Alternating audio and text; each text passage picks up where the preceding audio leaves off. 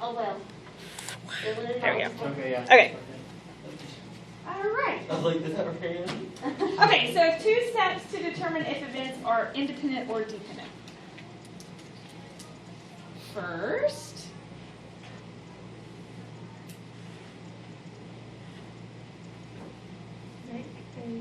make a decision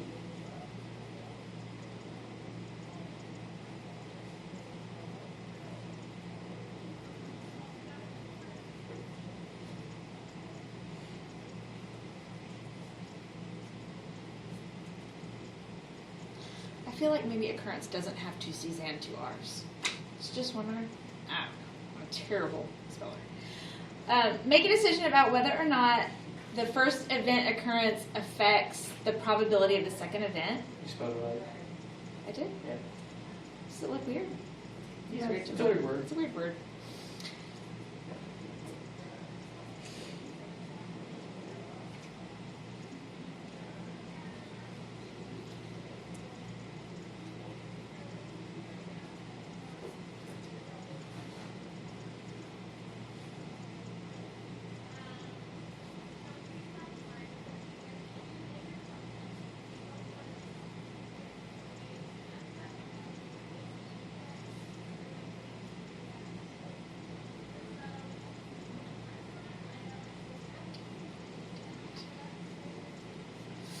So you're going to make a decision as to whether or not the first event occurrence affects the probability of the second event. Sometimes that's real easy to do. Sometimes it's not. Sometimes we might actually have to use the actual numerical probabilities to see.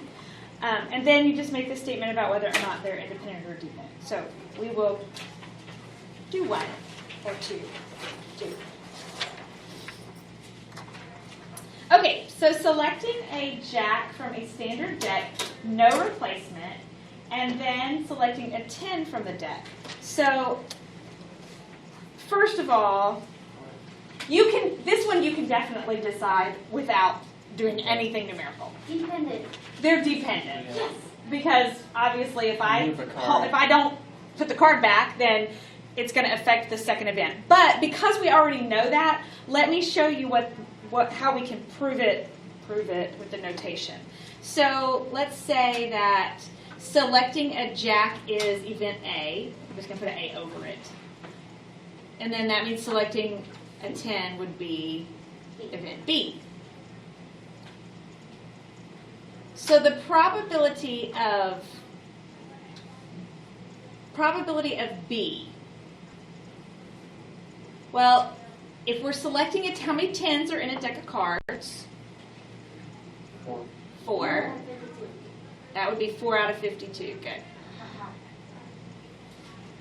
The probability of B given A, given that we've already selected a jack and not replaced it,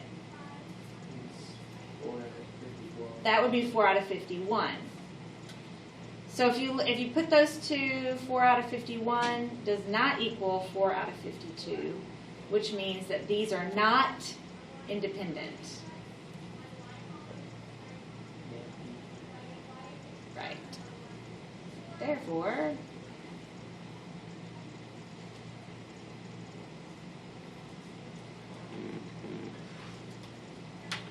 they're dependent. Hello. What are the little dots for? These 3 dots, that's shorthand for therefore. Oh, I know. In mathematical proofs, you use those 3 dots when you finally can say, but I have an answer. Therefore. Okay. So, rolling a 6-sided die and getting a 5, and then tossing a coin and it landing on tails. Clearly, independent. They don't have anything to do with each other, so let's show it mathematically. So let's see, rolling a 6-sided die, we'll call that A, and tossing a coin and getting tails, we'll call that B.